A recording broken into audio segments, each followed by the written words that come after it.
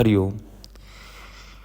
योग में जैसे जैसे आप अंदर आते जाते हैं, जैसे यम नियम आसन को करते हैं, प्राणायाम को करते हैं, फिर ध्यान को अगर करते हैं, तो आपकी आंतरिक रूप की जो पकड़ होती है वो छूटते जाती है। जो बाहरी रूप में हमको देखने को जो मिलता है वो ये रहता है कि हम भयभीत हो के जीते हैं अपने जीवन में, हर एक चीज़ से भयभीत हो के जीते हैं। मतलब आप इसे ऐसा समझिए, जैसे आप गाड़ी चला रहे हैं तो आपके पीछे जो बैठा होगा वो भयभीत होगा। अगर आप तेज़ गाड़ी चलाएंगे, वो भयभीत इसीलिए होगा क्योंकि कंट्रोल उसके हाथ में नहीं है, कंट्रोल आपके हाथ में। और ये विश्वास करना बहुत मुश्किल है कि आप अपने कंट्रोल में खरे उतरेंगे। जो पीछे वाला व्यक्ति है वो भयभीत होता ही है। वैसे ही देखेंगे कि जब आप पीछे बैठ रहे हो और आपका मित्र गाड़ी चला रहा हो तो आप भयभीत होंगे। ये सब चीज़ें मैं इसीलिए बता रहा हूँ क्योंकि यहीं से भय उत्पन्न होता है और भय से ही शासन निर्मित करता है व्यक्ति। ये जो वीडियो है ये शासन और साधना के ऊपर में है। जब व्यक्ति साधना में उतरते जाता है तो उसके कुछ लक्षण बताए गए हैं योग में या योगिक क्रियाओं में। उसके कुछ लक्षण बताए गए हैं जो हमने अगर साधना करनी है तो ये लक्षणों को भी देखना है। अगर आप साधना करते हो, किसी भी माध्यम से साधना करते हो, आपका जो आपके जो केंद्र में जो प्राण है, जिसे हम प्राण कहते हैं, जो केंद्र में है, उसमें आप जैसे ही लीन होने लगते हैं तो आपकी पकड़ छूटने लगेगी। पकड़ छूटने का मतलब है कि आप ज़्यादा से ज़्यादा अंदर उतर रहे हैं। जब व्यक्ति ज़्यादा से ज़्यादा बाहर होता है, अपनी इंद्रियों में रहता है, तब तक उसे ये चीज़ देखने को मिलती है कि उसने बहुत सारी चीज़ों को पकड़ के रखा हुआ है। अपनी कामनाओं को, अपनी लायबिलिटीज़ को, अपनी क्रियाओं को, हर एक चीज़ को पकड़ने लगता है, पकड़ के ही रखता है क्योंकि इंद्रियां पकड़ना ही सिखाती हैं। और पकड़ने का मतलब है जैसे आप कहीं जा रहे हैं यात्रा करने, फॉर एग्ज़ाम्पल जैसे आप यात्रा करने के लिए जा रहे हैं तो आपका चित्त इतना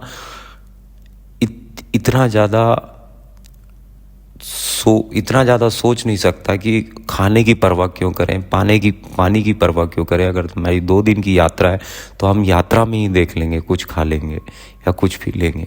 ऐसा नहीं होता। भयभीत मन आपको ये बोलेगा, या भयभीत चित्त ये कहता है कि हम खाना रख ले, पानी रख ले, ज़्यादा से ज़्यादा अपनी व्यवस्था को बना के जाना चाहिए। और ये गलत नहीं है, ये ठीक है, लेकिन आप इसे दूसरे दृष्टिकोण से ना देखें। जैसे मैंने कह दिया कि आप अपना खाना मत लेके जाइए, तो आप ज़बरदस्ती खाना नहीं लेके जा रहे। अंदर में उतरिए कि ये कामना या ये जो चित्त है ये कहाँ से उठ रही है और क्यों उठ रही है। आपको सिर्फ ये भयभीत चित्त के ऊपर में शासन की कामना देखनी है। जो भयभीत चित्त होता है वो शासन की कामना उत्पन्न करता है। और साधना में सबसे बड़ी रुकावट यही होती है कि हमारा जो चित्त है वो हमेशा शासन की कामना रखता है। और शासन की कामना रखेगा तो उसे श्रेष्ठता का बोध होगा कि मैं जो कर रहा हूँ वो श्रेष्ठ है, मैं जो कर रहा हूँ वो श्रेष्ठ है। बिल्कुल मेरे द्वारा ना कभी कभी कोई गलत होगा, ना मैं गलत हूँ, या जो विद्या या जो तपस्या मैंने ग्रहण की है, जिस मार्ग में चल रहा हूँ वो हमेशा सही होगा। तो ये जो चीज़ है ये गलत है या सही है, इसको तो आप निर्णय करेंगे, लेकिन इसमें ऊर्जा लगती है, इसमें ऊर्जा जाएगी। जो ऊर्जा आपको छोड़ने में लगनी चाहिए थी वो पकड़ने में लग रही है। और छोड़ने में ऊर्जा नहीं लगती, पकड़ने में ऊर्जा लगती है। छोड़ने में क्या ऊर्जा लगेगी? मुट्ठी को अगर आपने बंद करके रखा है तो उसमें ऊर्जा लगेगी। मुट्ठी को अगर आपने खोल दिया है तो उसमें क्या ऊर्जा लगेगी? खोल दिया आपने उसको। तो किसी भी चीज़ को अगर आपने पकड़ के रखा हुआ है तो उसमें आपकी ऊर्जा व्यय हो रही है। योग में इसी के माध्यम बताए गए हैं कि जैसे ही आप अंदर की ओर उतरने लगेंगे, जैसे ये लक्षण जो बताए गए हैं वो ये चीज़ है कि वो बाहर की चीज़ों से उसकी पकड़ छूटेगी जितना वो अंदर आते जाएगा।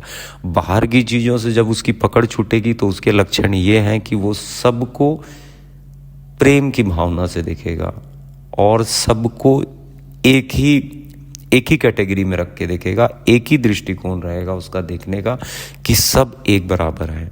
और वो इन सब चीज़ों से कुछ लेगा नहीं, वो सिर्फ देगा। देने का चित्त बनाना नहीं पड़ता, देने का चित्त अंदर निर्मित होता है। उसके बाद वो बाहर एक पुष्प के भांति फूलता है, खिलता है, फूलता है और उसे आपको दिखाना नहीं पड़ेगा, उसे आपको जताना नहीं पड़ेगा, उसे आपको शो ऑफ नहीं करना पड़ेगा। वो सामने दिखेगा कि आपका जो मेल मिलाव है या जो प्रेजेंटेशन है वो सबके साथ एक बराबर है, कि आप ज्ञान नहीं लगाएंगे।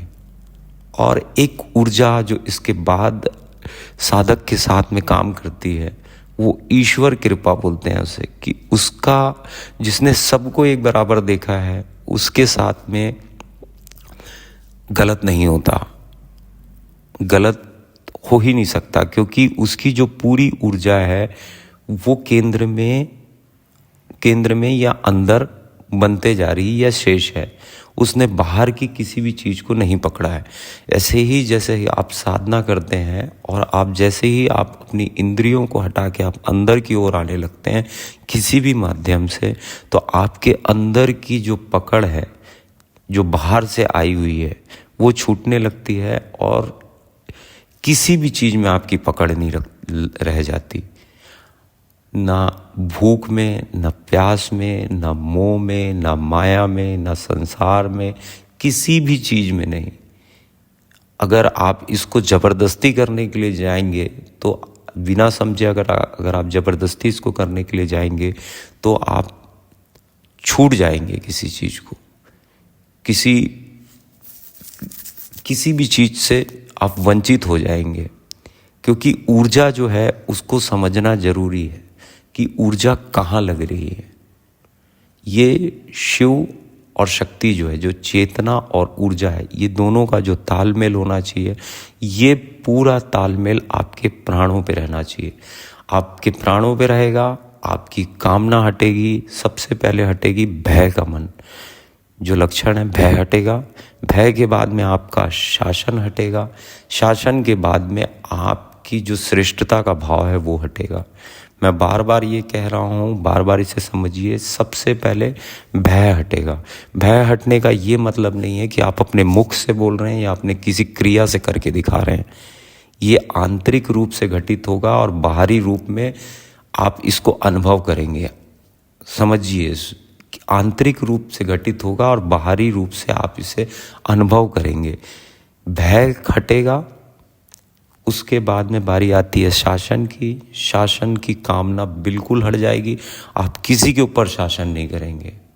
किसी के ऊपर शासन करने की इच्छा तो छोड़िए, आप बिल्कुल छोड़ देंगे। जो बोलते हैं ना, तेरे कर्म तेरे साथ, उस टाइप के भाव रखेंगे। सिर्फ आप केंद्र में अपनी ऊर्जा को शेष करने में लगेंगे। जब अपनी ऊर्जा को शेष करने में लगेंगे, आपको भय हट गया, आपका शासन हट गया, तो ऑटोमेटिकली ही आपका श्रेष्ठता का भाव भी हट जाएगा। और जब श्रेष्ठता का भाव हट जाता है तो आदमी इस संसार को, अपनी पूरी क्रियाओं को, अपनी इंद्रियों में उठते हुए भाव को प्रेम के भांति देखने लगेगा। और प्रेम का, मैंने अपने पिछले वीडियो में बताया है कि प्रेम का मतलब शासन नहीं होता। प्रेम का मतलब सिर्फ देना होता है। और जिस समय आप देने लगेंगे, आप ज़बरदस्ती नहीं देंगे। आपका नेचर, आपका स्वभाव, आपकी तपस्या सिर्फ इसी मार्ग में जाने लग जाएगी। सिर्फ आप देने लगेंगे, चाहे वो ज्ञान हो। आपको बिल्कुल ये बोध हट जाएगा कि मेरा ज्ञान कोई चुरा लेगा, या मेरे से ज़्यादा कोई श्रेष्ठ हो जाएगा, या मेरे से ज़्यादा कोई ज्ञानी बन जाएगा। ये भी भाव हट जाएगा। बिल्कुल आप ज़्यादा से ज़्यादा ये चीज़ सोचेंगे कि मैं जिन चीज़ों को अनुभव कर रहा हूँ, मेरे साधक भी अनुभव करें, मेरे साथी भी अनुभव करें, मेरे घर के लोग भी अनुभव करें, सब लोग इस अनुभव को करें। तो ये जो 3 लक्षण हैं, ये मैंने अपने एक्सपीरियंस से आपके समक्ष रखा है। ये 3 अनुभव को आप ज़रूर करिएगा, लेकिन आप इसको ज़बरदस्ती नहीं आरोपित करेंगे अपने नेचर में। ये अंदर घटित होगा, और अंदर घटित सिर्फ और सिर्फ तपस्या से और साधना से होता है। डजेंट मैटर कि आप कौन सी साधना कर रहे हैं या कौन सी तपस्या कर रहे हैं। ये जो 3 लक्षण हैं, ये बिल्कुल सामने दिखने चाहिए। सबसे पहले भय हटेगा, फिर शासन हटेगा, फिर आपकी जो तपस्या है वो श्रेष्ठता का भाव हटाते जाएगी। और ये जो तीनों चीज़ें हैं, ये इतने सूक्ष्म तरीके से आपके अंदर घटित होंगी कि आपको बिल्कुल भी ज्ञात नहीं होगा कि क्या चीज़ बदला है। किसी किसी साधकों को होता है ज्ञात, लेकिन ज़्यादातर ये देखा गया है कि ये जब घटित होती है तो बताते नहीं। आपके पास में अगर अच्छा गुरु है तो आपका गुरु आपको बता सकता है, और आपकी साधना में और सहायक हो सकता है, क्योंकि गुरु के चरणों में ही आपकी तपस्या हो तो ये ज़्यादा अच्छा होगा, और ज़्यादा आपको फल परिणाम सुखद मिलेंगे। हरिओम। मैं योगाचार्य शिवाय, doctor in naturopathy and yoga science. Her her Mahadev.